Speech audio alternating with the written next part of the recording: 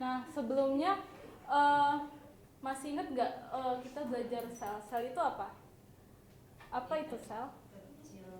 Iya, Egi. Sel adalah unit terkecil penyusun makhluk hidup. Ya, betul, pintar. Jadi sel itu adalah unit terkecil penyusun makhluk hidup. Nah, sebelumnya juga kalian sudah pernah belajar eh, komponen kimiawi penyusun sel ya. Sekarang kita lanjut pada perbedaan sel hewan dan tumbuhan. Nah, tujuan pembelajaran kali ini yaitu yang pertama kalian diharapkan bisa menyebutkan sel-sel yang dimiliki oleh tumbuhan minimal 5. Terus habis itu menyebutkan sel-sel yang dimiliki oleh hewan minimal 5 juga. Dan kalian juga bisa dapat menjelaskan 2 bagian sel hewan yang tidak dimiliki oleh sel tumbuhan beserta fungsinya. Terus juga kalian bisa menjelaskan 2 bagian sel tumbuhan yang tidak dimiliki oleh tumbuhan beserta fungsinya. Terus yang terakhir kalian juga bisa menyebutkan minimal 1 bioproses yang terjadi di dalam sel melalui pembelajaran.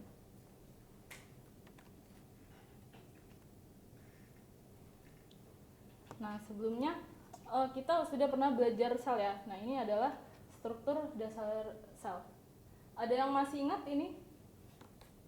Inti sel, mitokondria, aparatus Golgi, sitoplasma. Oke, jadi kita akan review sedikit ya. Jadi yang pertama itu ada inti sel atau nukleus. Nah, inti sel itu dimiliki oleh semua makhluk hidup dan dia itu mengandung materi genetik. Nah, fungsinya itu mengontrol seluruh aktivitas sel seperti pertumbuhan, sintesis protein, dan juga pembelahan sel. Nah, sebelumnya saya ingin bertanya, kalian masih ingat nggak nih? Maaf. Nah, kira-kira sel tumbuhan dan sel hewan ini adalah prokariotik atau eukariotik? Ya, betul sekali. Jadi yang kita pelajari sekarang di sini adalah sel eukariotik, yaitu meliputi sel hewan dan sel tumbuhan.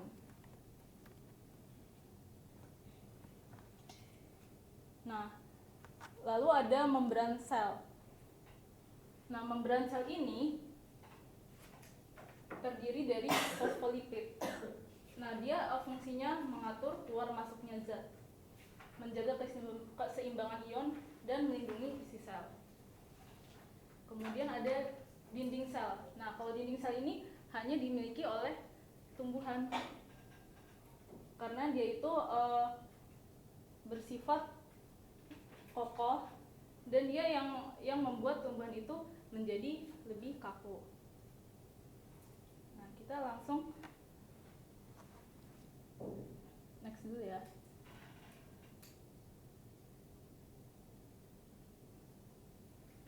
Nah, bahas tentang perbedaan sel hewan dan sel tumbuhan. Kira-kira yang kalian bisa lihat dari gambar ini apa? Ada dindingnya. Iya, yang pertama sel tumbuhan ada dinding sel. Nah, dinding sel itu terdiri dari selulosa yang bersifat keras. Nah, makanya yang kalian lihat apa dari tumbuhan dan hewan ini? Karena dari bentuknya iya. Yang ini kayak lebih lembek gitu ya, maksudnya bukan lembek, lebih tidak teratur bentuknya. Yang ini dia bentuknya lebih berbentuk, lebih kokoh. Terus ada lagi nggak? Kloroplas. Sel tumbuhan ada kloroplas juga. Ya betul, di situ ada kloroplas. Di sini ada nggak kloroplas? Tidak ada. Nah, kloroplas itu dia fungsinya sebagai fotosintesis. Kenapa sih? Jadi kenapa tumbuhan itu bisa berfotosintesis? Karena di dalam kloroplas itu dia mengandung klorofil. Klorofil itu adalah zat hijau daun. Dia yang membuat tumbuhan itu bisa berfotosintesis. Jadi struktur dari tumbuhannya itu namanya kloroplas ya. Kalau klorofil itu zat hijau yang ada di dalam kloroplas yang berfungsi untuk fotosintesis. Kemudian ada lagi yang kalian lihat? Itu vakuolanya besar di dalam tumbuhan. Ya, benar sekali. Di sini vakuolanya sangat besar ya. Bisa dilihat, dan di sini sangat kecil ya. Nah, itu karena sel tumbuhan dia menyimpan cadangan makanan. Ya, jadi karena tumbuhan itu kan yang kita tahu dia menciptakan makanan sendiri ya. Ya, beda. Kalau kita manusia, kita makan atau kita bisa berjemur dan habis itu kenyang atau punya energi sendiri gitu. Harus makan. Iya. Jadi makanya kalau misalnya manusia itu tidak perlu vakula yang terlalu besar. Kalau sel tumbuhan itu vakulanya besar karena dia menyimpan makanan yang dia dapat dari hasil fotosintesis. Seperti itu.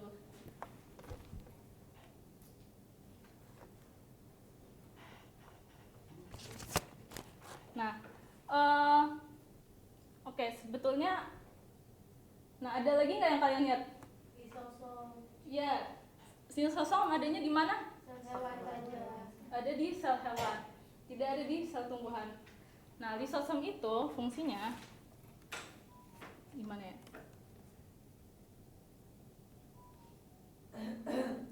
Lisosom itu dia itu berfungsi untuk mencerna makanan. Jadi di dalam lisosom itu ada enzim yang berfungsi untuk mencerna makanan. Tuh, makanannya itu berasal dari zat-zat yang kita masuk melalui membran sel.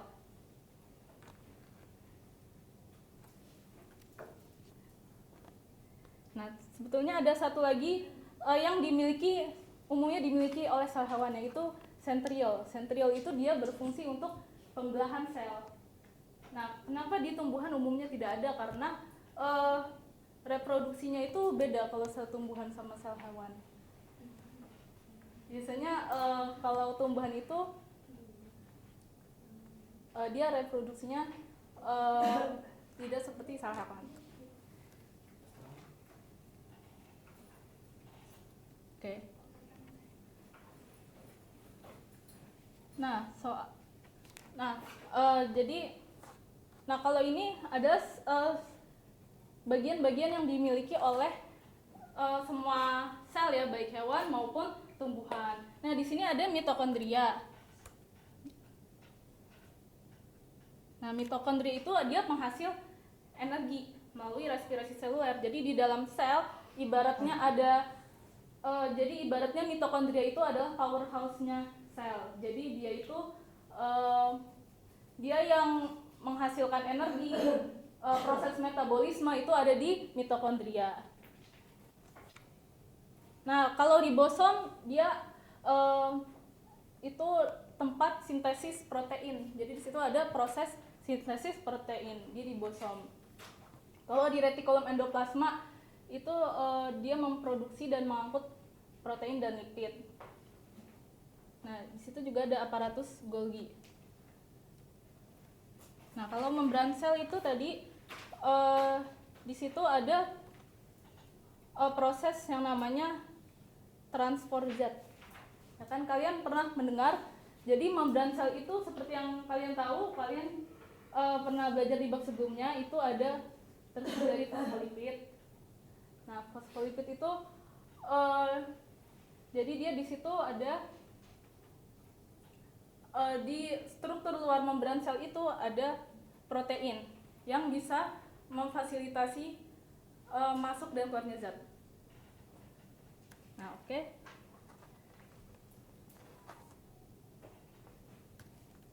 Nah, sekarang karena materinya sudah habis, sekarang kita lanjut ke soal ya. Nah, sebelumnya Ibu akan jelaskan.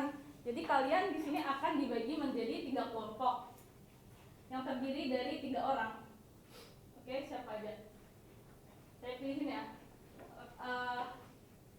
Kamu, Kenan, Nahul, sama Navinda.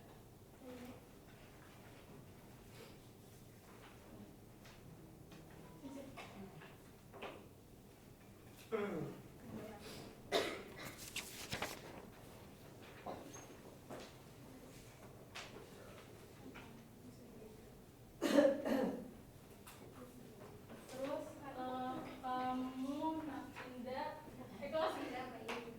kelas siapa? Ica, Ica, Najwa, sama Hanum. Nah, kalian bertiga deh. Kalian maksudnya Revan, Egi, sama Ines. Mana Revan?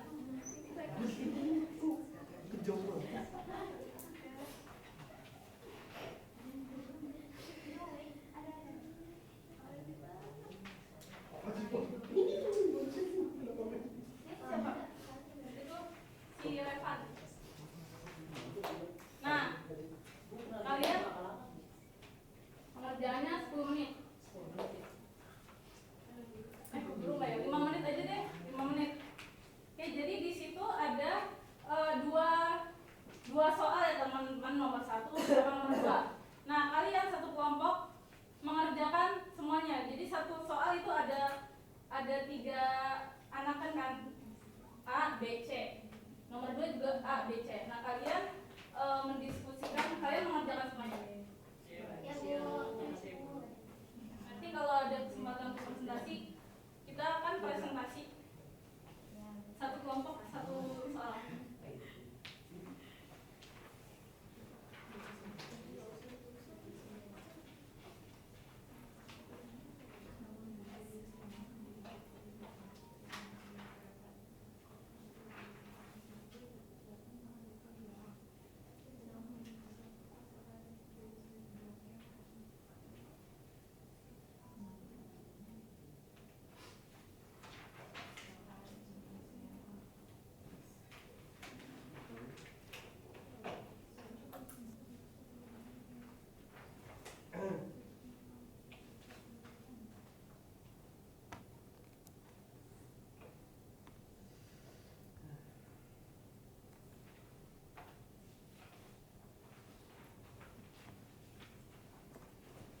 Ada yang kesulitan enggak?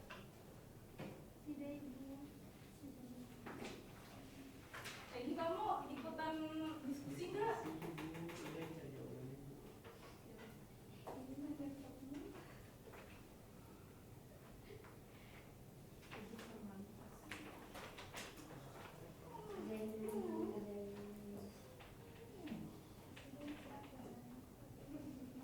Egi, kalau cari jurnal boleh ya, tapi kalau main game nggak boleh.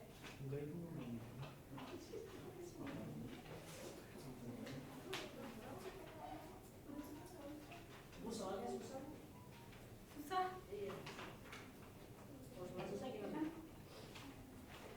Yang mana yang susah? Kan kalian sudah ini, udah belajar. Jadi kalian nanti biar tambah pintar.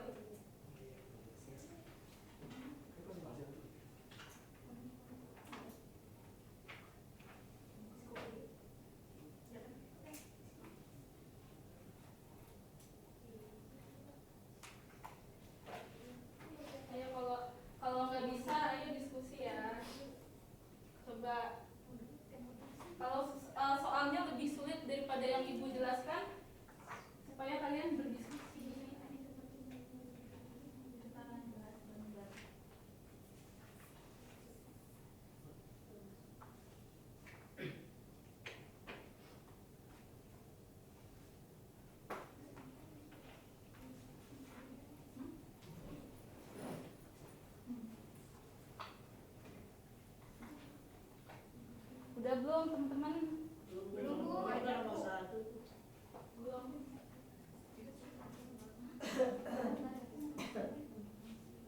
Ada yang mau ditanyain nggak? Ada yang kurang jelas soalnya?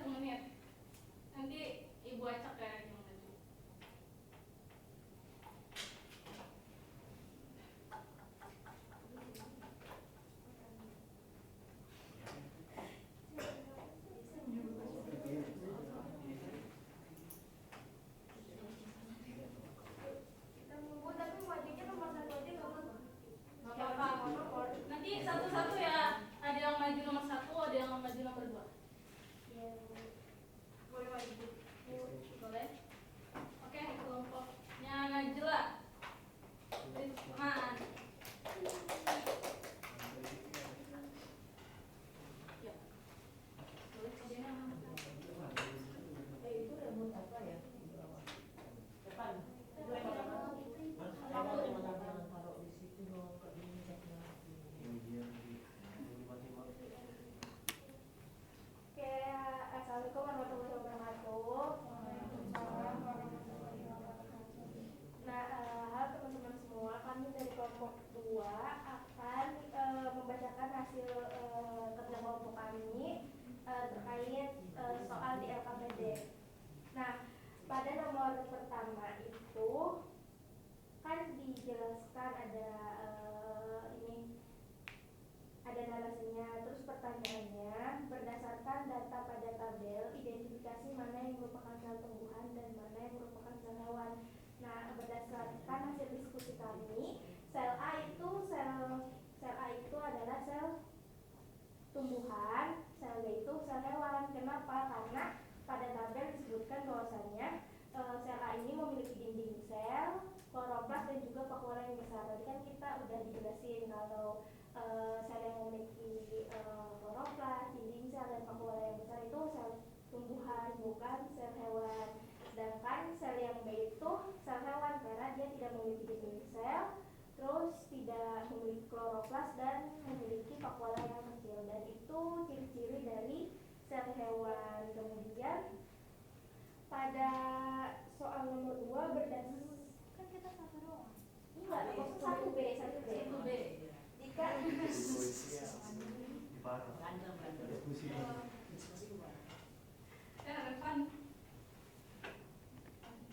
di soal 1B, kalau sel ditempatkan dalam logam fotonik, gimana reaksi sel tersebut dibanding sel B? Nah, jawabannya itu nanti air akan masuk ke vakuola besar sehingga tekanan turun jadi meningkat. Nah, apabila begitu meningkat tapi nggak sel itu nggak pecah karena dilindungi oleh sel vakum. Sel ini menyebabkan sel membengkak dan akhirnya pecah. Ya. Soal ketiga, dari kedua sel tersebut, sel mana yang berperan aktif dalam fotosintesis dan mengapa demikian? Sudah pasti sel tumbuhan karena memiliki kloroplas yang aktif dalam fotosintesis. Kenapa bukan klorofil? Klorofil itu pigmen yang ada dalam kloroplas. Iya betul. Ada yang mau menambahkan teman-teman? Sudah cukup bulan. Oke, itu saja dari kelompok kami. Dilanjutkan kelompok selanjutnya, kelompok Ines. Terima kasih. Tepuk tangannya dong.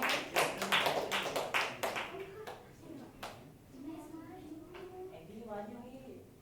Yang kedua siapa yang mau maju nih? Ines. Kalian maju bu? Ya. Kalian maju bu? Saya sebelah itu, saya sebelah. Ya udah kelompok Kenan. Itu.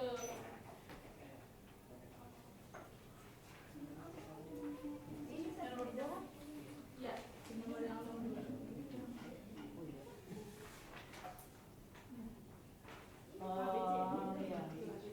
Oke teman-teman, jadi kita akan menjawab pertanyaan nomor 2. Nah, di pertanyaan nomor 2 ini kan ada percobaan yang dilakukan siswi SMA namanya Nita kan.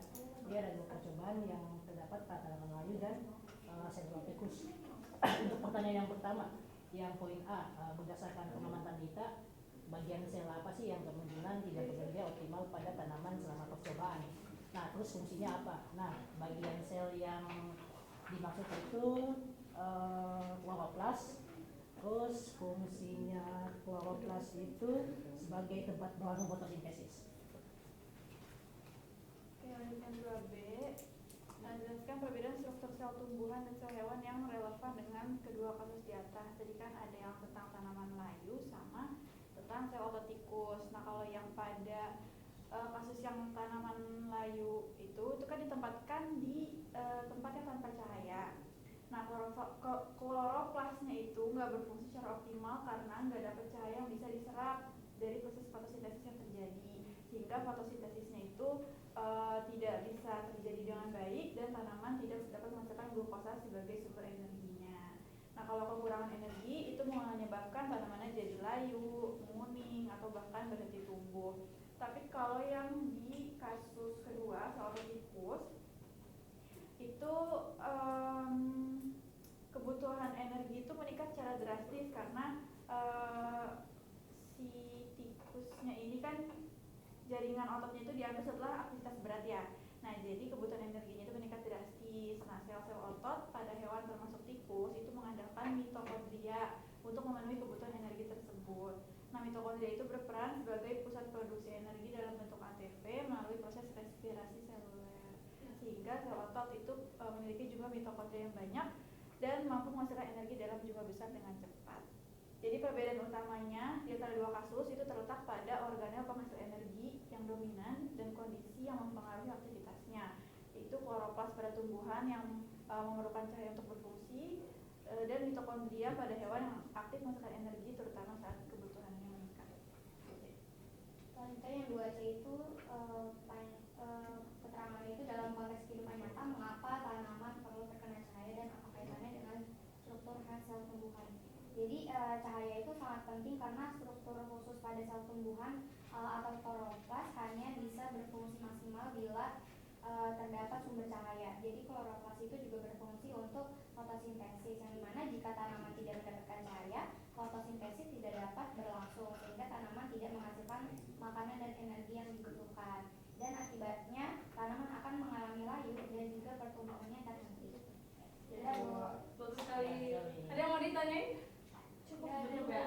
Oke, terima kasih kelompok Nahel, Kenan, dan Agunda. Oke, mungkin ini akhir dari pembelajaran kita ya, teman-teman. Ada yang bisa menyimpulkan apa yang sudah kita pelajari hari ini? Mungkin saya menunjukkan pembelajaran hari ini. Jadi pembelajaran hari ini itu menunjukkan bahwa sel tumbuhan dan sel hewan itu dia memiliki perbedaan struktur. Dan sel tumbuhan itu dia kan memiliki dinding sel dari selulosa, kloroplas, dan vakuola besar yang membuatnya kaku, mampu fotosintesis dan dapat menyimpan zat-zat. Nah, sementara sel hewan itu dia tidak memiliki dinding sel maupun kloroplas dan bentuknya itu lebih fleksibel serta memiliki vakuola kecil dan sentriol yang berperan dalam pengembangan sel. Ya, pinter, tepat sekali Kenan jawabannya. Ya, oke, baiklah. Tadi udah disimpulkan teman-temannya. Ini akhir dari pembelajaran kita, tapi masih ada selanjutnya tentang sel. Nah, pada pertemuan berikutnya kita akan bahas lebih dalam tentang transport zat melalui membran. Oke, terima kasih teman-teman. Wassalamualaikum warahmatullahi wabarakatuh. Waalaikumsalam warahmatullahi wabarakatuh. Silakan. Saya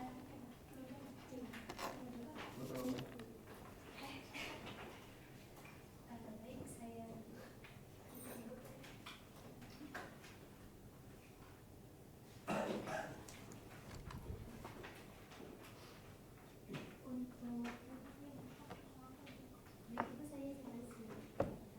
Jadi yang pertama yang apresiasi itu sekarang tadi ngasih indikator pembelajaran yang akan dicapai itu di tujuan pembelajaran, tapi ABCD-nya kurang tepat. ABCD-nya kurang tepat. Jadi kayak misalnya kan biasanya di akhir tujuan pembelajaran itu kita kayak ngejelasin siswa bla bla bla bla menjelaskan dengan tepat, dengan benar atau sejenisnya itu tadi pada di tujuan pembelajaran kan ya. Lalu untuk merangsang siswa di pengetahuan sebelumnya juga udah cukup baik. Terus pemahaman seperti Bara itu ngasih rangsangan tapi kurang, jadi kayak tadi nanya sel hewan dan tumbuhan itu prokaryotik atau eukaryotik, terus pas dijawab eukaryotik ya udah kayak nggak ada pertanyaan lanjutan yang bikin Ini cabut aja.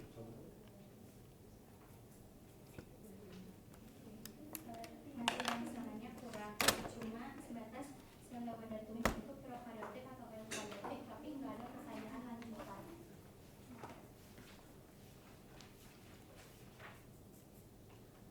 Untuk teknologi yang digunakan dalam membuka pembelajaran tadi ada PowerPoint, lalu untuk keterampilan menjelaskan kegiatan inti, Farah ngasih stimulus 4 gestur atau gerak tubuh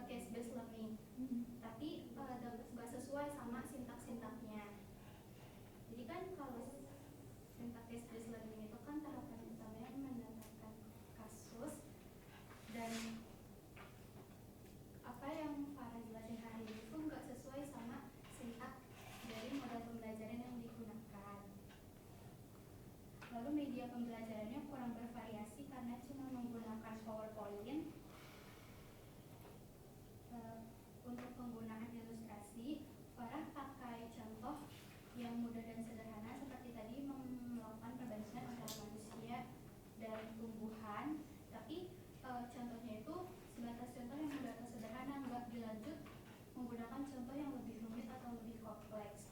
Nah setelah itu, setelah menggunakan ilustrasi juga Farah nggak memastikan apakah siswa itu paham dengan ilustrasi atau contoh yang Farah berikan.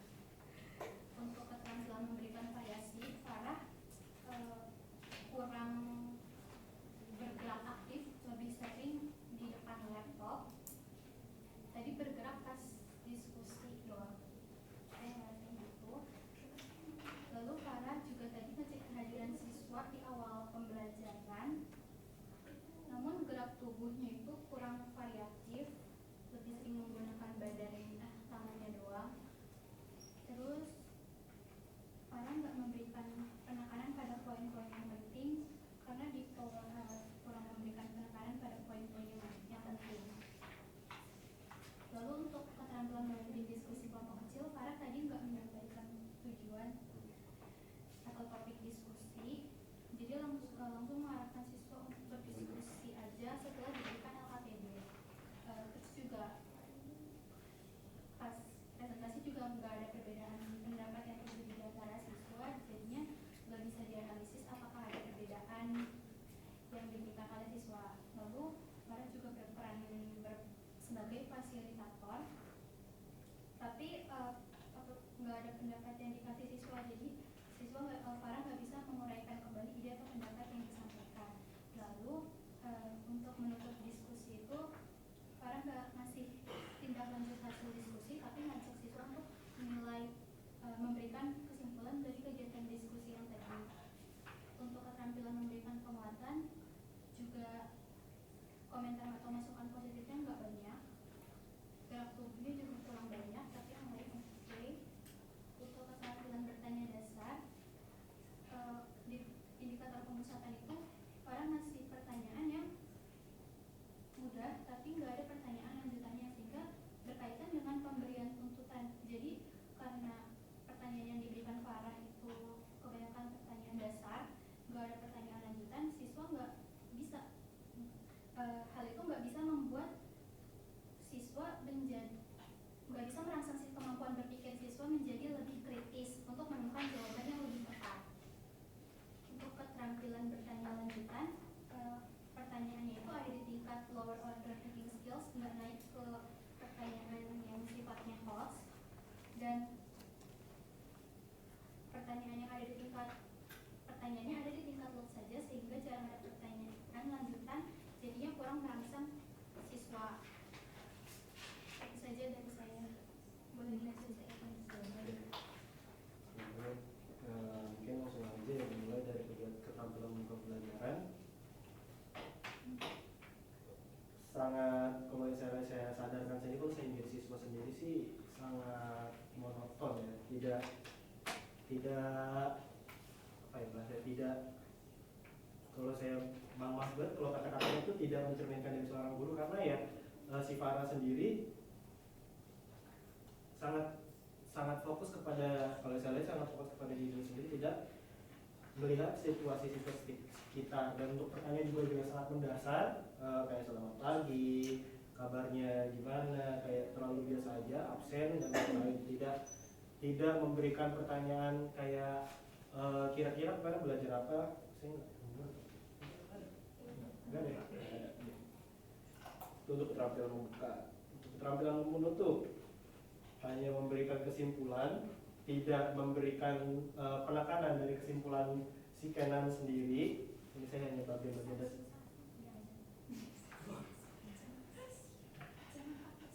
Iya, dari Kenan sendiri ya, tidak memberikan penekanan, kayak misalkan benar Kenan tadi apa yang Kenan katakan, kayak gitu. Terus sebagai contohnya, untuk ini saya hanya bagian dasar aja karena sebagian besar sudah disampaikan oleh Hanum. Untuk keterampilan menjelaskan, untuk Farah sendiri, untuk Farah sendiri masih menjelaskan seperti orang mempresentasikan ke hadirin, iya, ke teman-teman ya, ke teman-teman. belum memberikan karakter dari seorang gurunya sendiri gitu. Jadi lebih ke dia tuh menjelaskan lebih ke para hadirin gitu, bukan ke para siswa-siswa yang ada di kelas tersebut. Gitu. Untuk penggunaan ilustrasinya juga masih belum terlihat, bahkan saya ini belum menilai sendiri. Alokasi waktunya juga ya di awal memang sangat kurang ready ya, kalau saya lihat masih terlalu molor di awal-awal waktu, masih mempersiapkan, padahal juga Bu Titin juga udah datang telat dan masih belum siap. Terus untuk keterampilan memberikan variasi dalam pembelajaran, untuk Farah sendiri dalam presentasinya hanya fokus ke bagian PPT, tidak muter ya bahasanya. Jadi kayak ketika guru fokus dengan presentasinya sendiri, ya anak murid juga bakal fokus dengan kesibukannya dirinya sendiri, tidak mempertanyakan sendiri. Ada sih bagian mempertanyakan pertanyaan-pertanyaan simple, tapi itu juga hanya bisa dihitung dari 1 sampai 3 kali bahkan. Tuh, tidak. Jadi kayak misalkan untuk evaluasinya sih mungkin kayak ketika presentasi jangan hanya di depan. Kan kalau saya juga bagian sini, kalau bisa lebih baik tuh hanya muter juga, bahkan bawa remote untuk mengganti slide-nya. Jadi kayak ketika guru menjelaskan bisa muter ke belakang, bisa melihat kondisi dari siswanya sendiri, apakah siswa itu tertarik dengan materi pembelajarannya, apakah ada yang salah dengan guru sendiri dalam menjelaskan atau tidak. Tuh. Untuk fokusnya sendiri ya seperti saya yang tadi bilang, Farah hanya fokus pada presentasi sendiri, siswa belum tidak masuk ke dalam bagian fokusnya juga. Interaksinya juga bagian hanya sedikit saja. Terus untuk pausing dalam memberikan pertanyaan, lebih ke pertanyaannya kadang tidak dijawab oleh siswanya sendiri, hanya Farah sendiri yang menjawab pertanyaan yang dilontarkan oleh Farah sendiri, dijawab oleh Farah sendiri kadang. Untuk keterampilan memimpin diskusi kecil, saya nggak tahu ya Farah ini dalam memimpin kelompok diskusi kecil apakah emang peran dari siswanya sendiri emang harus tahu semua jawabannya, jadi kayak si Farah belum dilibatkan sendiri, tapi sudah cukup bagus si Farah sudah mengkontrol para siswa dengan cara patroli ke seluruh area kelas. Tapi ya hanya menanyakan ini bagian siswa yang susah yang mana, menegur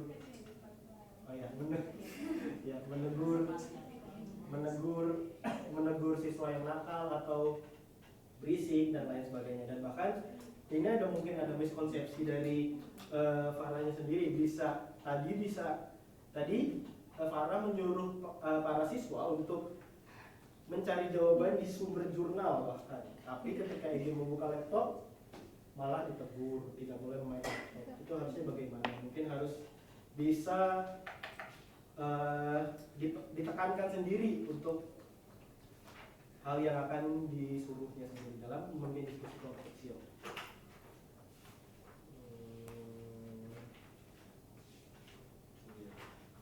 Lalu untuk keterampilan memberikan penguatan, ya Farah juga pada presentasi ketika tadi yang pertama jawab siapa? Egi menjawab hanya memberikan kata baik. Mungkin kata-kata lainnya saya baru dengar hanya menggunakan kata baik, dan kata terakhirnya juga untuk memberikan semangat kepada siswa itu juga pada akhir pembelajaran pada saat kalian menjawab ya kalau misalnya. Iya, pinter.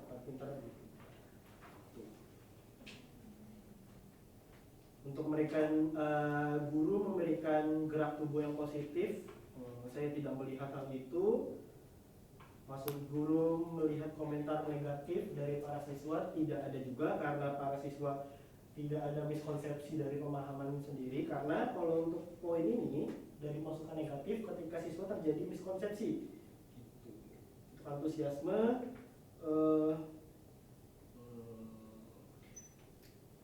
merespon pertanyaan dan komentar siswa itu hanya dalam hal-hal kecil saja. Untuk komentar juga itu juga hanya bagian menjawab pertanyaan, bukan komentar dari perlakuan guru tersebut gitu. Untuk guru memberikan ekspresi juga ya bisa teman-teman lihat sendiri, ekspresinya sangat datar ya. Gitu. Terus untuk keterampilan bertanya dasar, pemberian acuan, pemusatan, pemindahan giliran, ini kayaknya tidak terlihat terjadi. Untuk penyebaran juga tidak terlihat juga, dan pemberian tuntunan terlihat sedikit sih. Bertanya lanjutan karena dia hanya loader order thinking skill, jadi tidak terlihat untuk C1 hingga C6, C1 hingga C1 hingga C3 kalau nggak salah. Gitu. Nah, untuk keterampilan mengelola kelas disiplin, guru mengenali tingkah laku siswa, dia sudah melihat. Guru membagi perhatian kepada seluruh siswa, mungkin dalam bagian presentasi ya tidak terlihat juga ya, karena guru sendiri hanya fokus pada presentasinya saja. Mungkin itu aja dari saya. Terima kasih. Dari saya, mungkin dari saya nanti aja sekaligus setelah yang kedua maju. Sekali lagi kita beri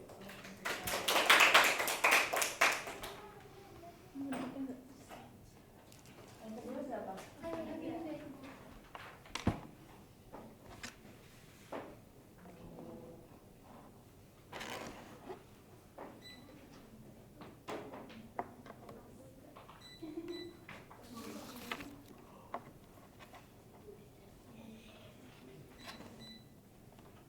Lu pencet apa aja? Pencet mana? Oke. Oke deh.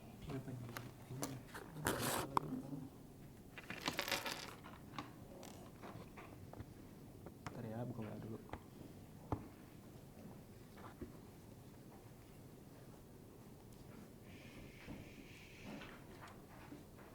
Sorry banget ini lama ini, sorry banget ini. Ngirim gimana? Nih.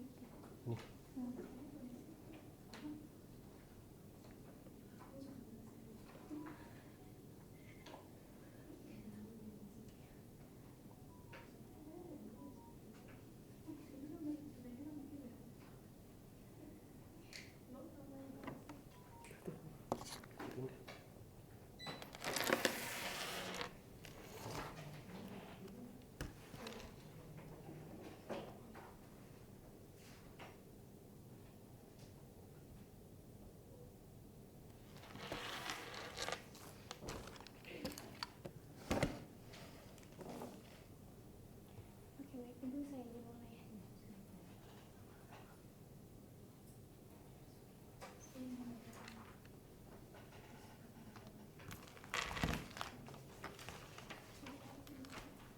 Baik, assalamualaikum warahmatullahi wabarakatuh anak-anak. Waalaikumsalam warahmatullahi wabarakatuh. Gimana kabarnya hari ini, siang hari ini? Baik. Ada yang tidak masuk?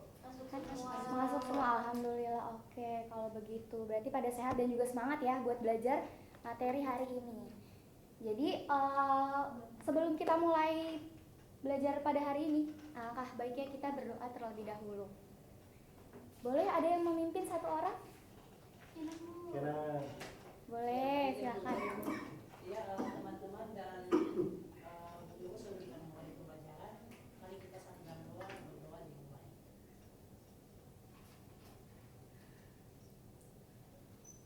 Berdoa dicukupkan. Oke, baik, terima kasih Kena. Jadi minggu lalu kita sudah belajar mengenai sistem organ pada manusia, tapi tentang sistem pernapasan. Jadi selanjutnya kita akan membahas sistem peredaran darah pada manusia. Jadi dalam sistem peredaran darah ini ada yang fungsinya untuk memompa darah. Apa itu organnya? Jantung, betul. Jadi, nah, coba kalian pegang dada kiri kalian dan pergelangan tangan. Apa yang kalian rasakan? berdetak. Jantungnya berdetak. Kalau pergelangan tangan sama juga. Betul. Nah, itu jadi bisa menandakan bahwa adanya peredaran darah gitu. Jadi walaupun aliran darah ini tidak bisa terlihat gitu, jadi tetap bisa kita rasain di dalam tubuh kita gitu. Kalau nggak terasa Bu? Kalau nggak kerasa biasanya gitu, emang ada sentuhan kulit ya gitu, baru kita terasa.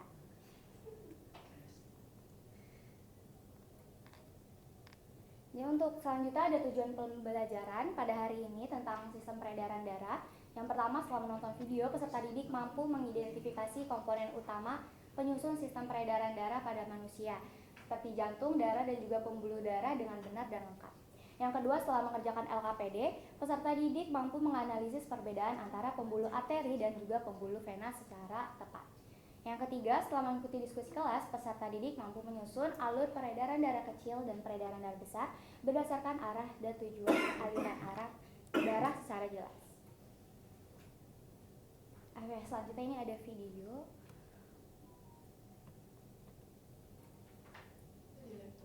Di laptop itu gimana?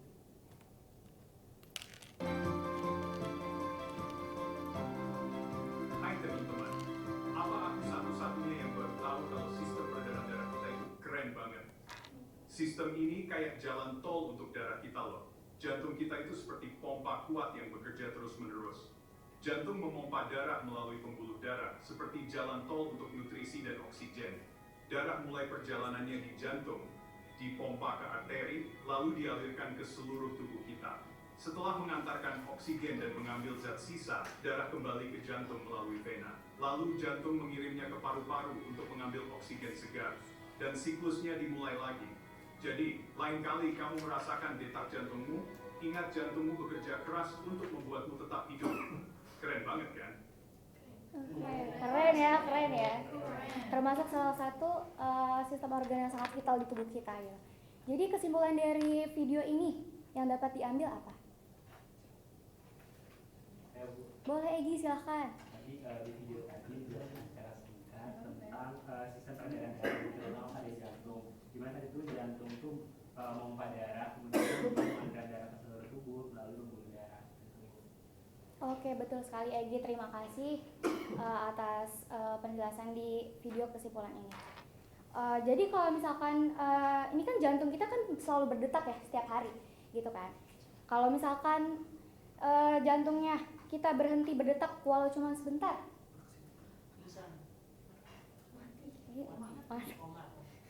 Saya mau jawab Bu.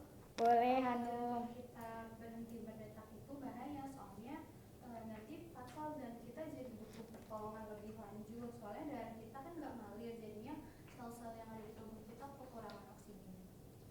Oke, terima kasih Hanum atas jawabannya.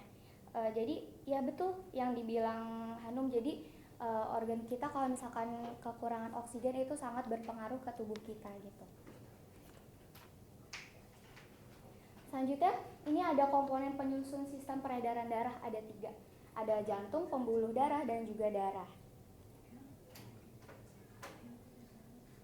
Untuk di jantung ini yang pertama kita akan membahas jantung yang dimana fungsinya tadi ya sudah Ibu jelaskan bahwa fungsinya itu memompa darah di tubuh kita gitu.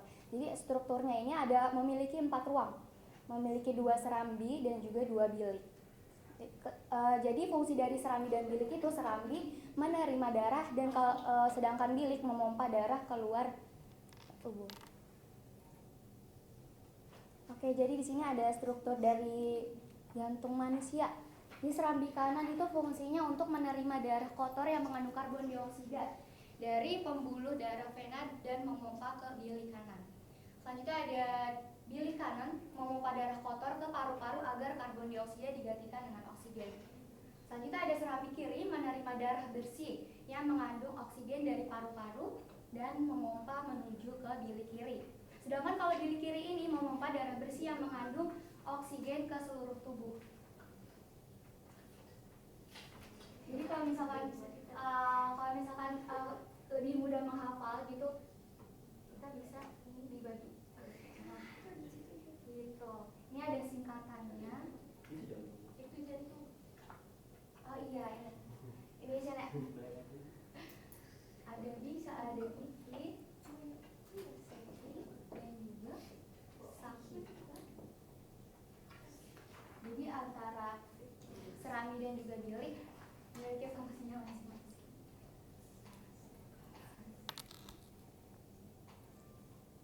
Selanjutnya ada pembuluh darah. Jadi pembuluh darah ini merupakan tempat untuk mengalirnya darah.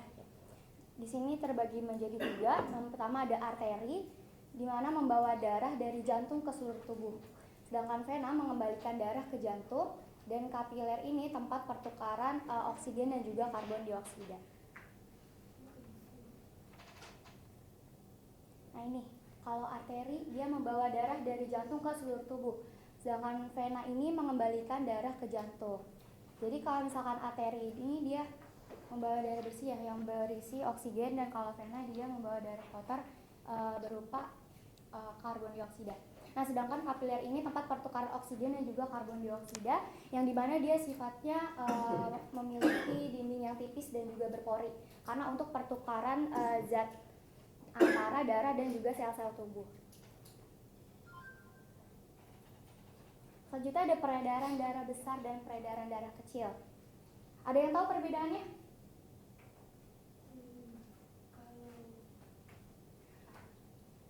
Kalau peredaran darah besar itu darahnya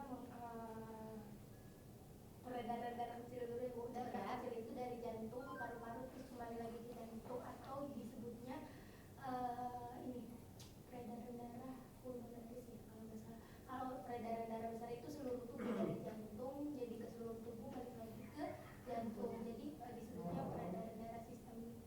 Ya betul.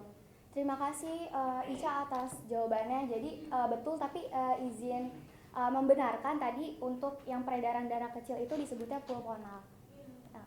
Dan untuk peredaran darah besarnya itu betul sistemik tadi. Oke, selanjutnya ada darah. Jadi darah ini terdiri dari beberapa komponen. Yang pertama itu ada plasma yang dimana mengangkut nutrisi dan juga sisa metabolisme di tubuh kita. Selanjutnya ada sel darah merah yang dimana membawa oksigen yang mengandung hemoglobin. Selanjutnya ada sel darah putih yang dimana berperan dalam sistem kekebalan tubuh, dan juga ada trombosit yang membantu pembekuan darah di dalam tubuh kita.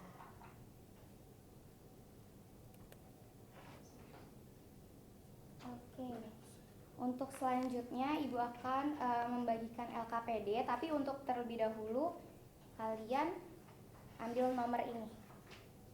Nomor ujian ibu. Iya, untuk dibagi kegiatan berapa yang kalian akan kerjakan.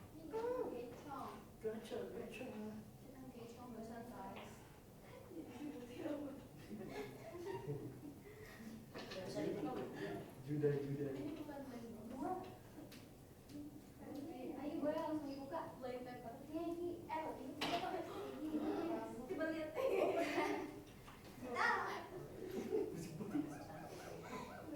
Sudah dibuka? Ibu. Siapa yang dapat nomor 1? Saya. Nomor 1 siapa? Saya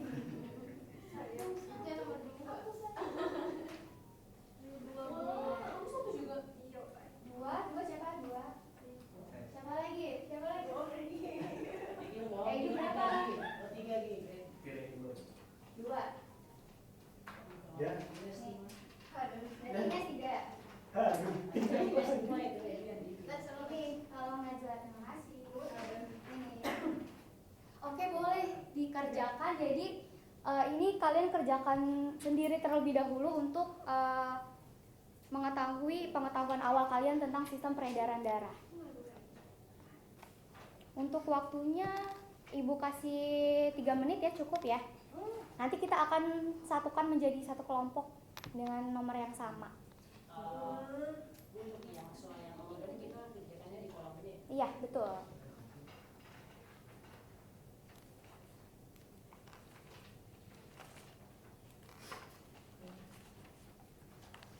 Ibu mau nanya bu, Boleh? maksud gambarnya gimana ya bu? Saya nggak paham.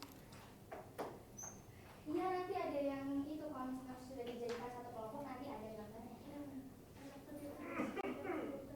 Belum kayak itu sama-sama. Terus pas ada gambarnya maksudnya ini dipasangin ke sini. Enggak, nanti ada gambarnya. Terus gimana? Iya, ini.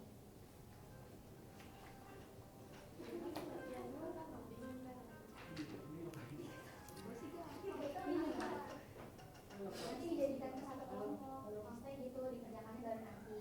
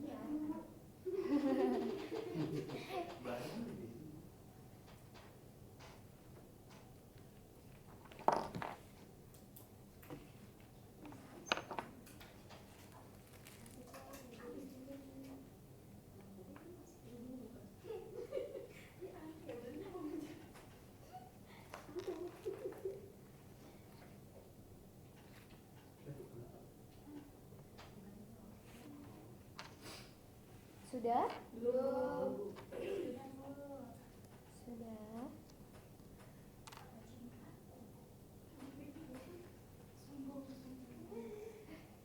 Berarti emang udah paham.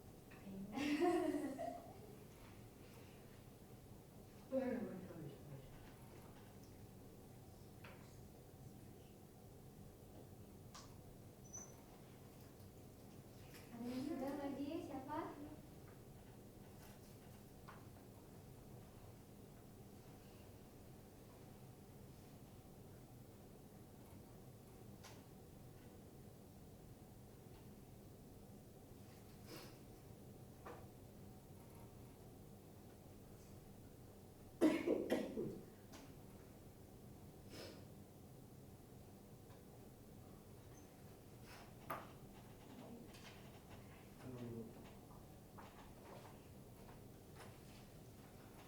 Sudah? Belum.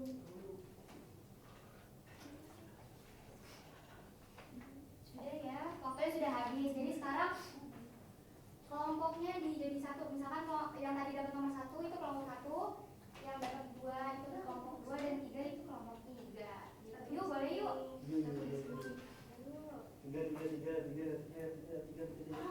Hanum berapa tadi Hanum? 1 Ibu.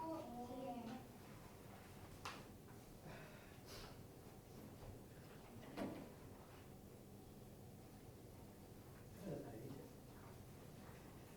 Tadi yang kedua siapa dua? Eki lagi.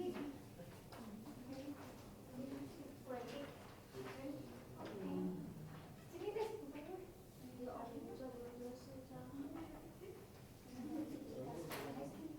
Iya. Ada itu.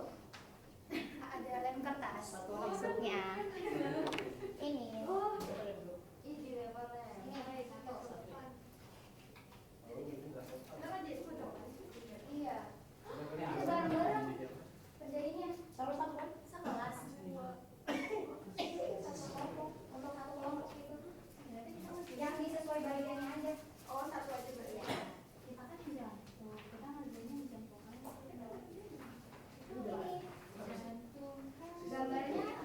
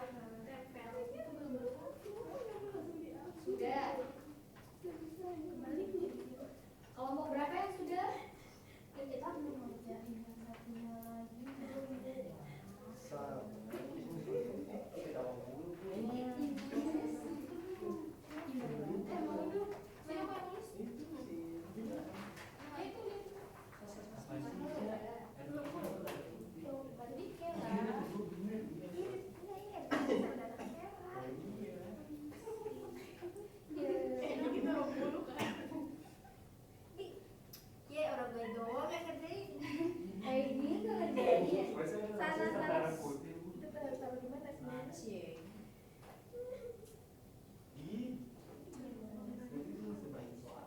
Gimana deh?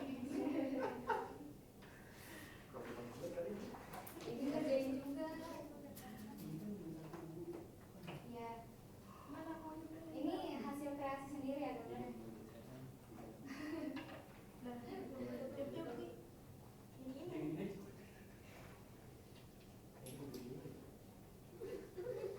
Bisa apa nih?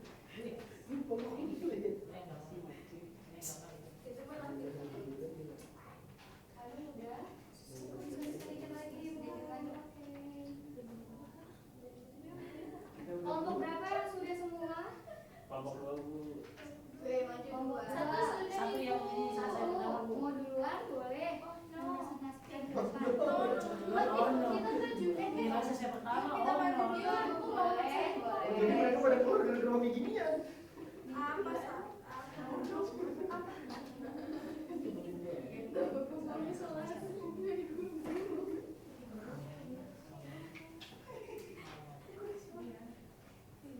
Baik, ulang lagi nanti.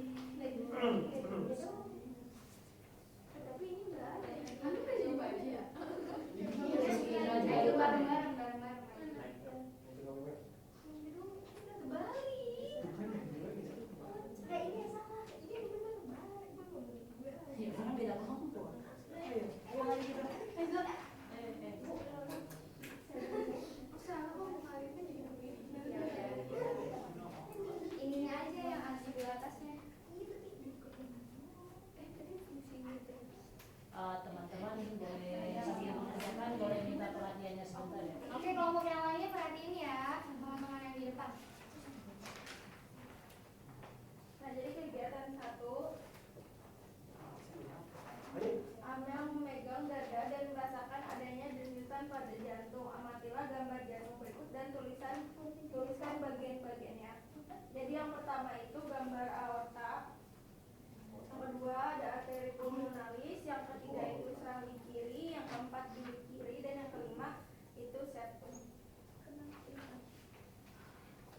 Yang keenam ada bilik kanan, tujuh ada serambi kanan, dan yang kedelapan ada sena kanan.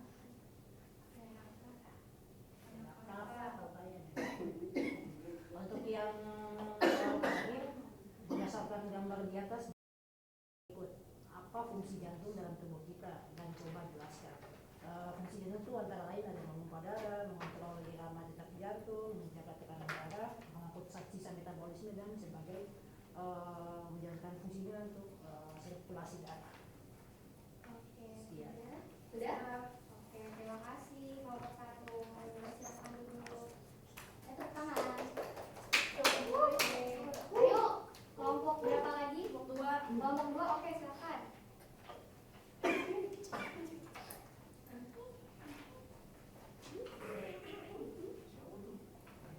Halo, kami dari kelompok 2. Di sini kami halo juga. Halo. Assalamualaikum. Jadi di sini kami akan membacakan jawaban diskusi kegiatan 2. Nah, pasangkan di sini tugasnya memasangkan gambar dan juga ciri-ciri dari komponen darah. Yang pertama, teman-teman bisa lihat ini. Nah, ini yang berbentuk keping darah ini namanya eritrosit atau disebut juga sel darah merah. Dia cirinya itu dia tidak memiliki inti sel. Kemudian yang tidak beraturan ini namanya leukosit atau sel darah putih. Dia itu bedanya dengan eritrosit. Kalau leukosit itu memiliki inti sel. Nah, yang terakhir ini ada trombosit. Trombosit nama lainnya juga disebut keping darah. Nah, trombosit ini dia itu tidak memiliki inti sel. Kemudian soal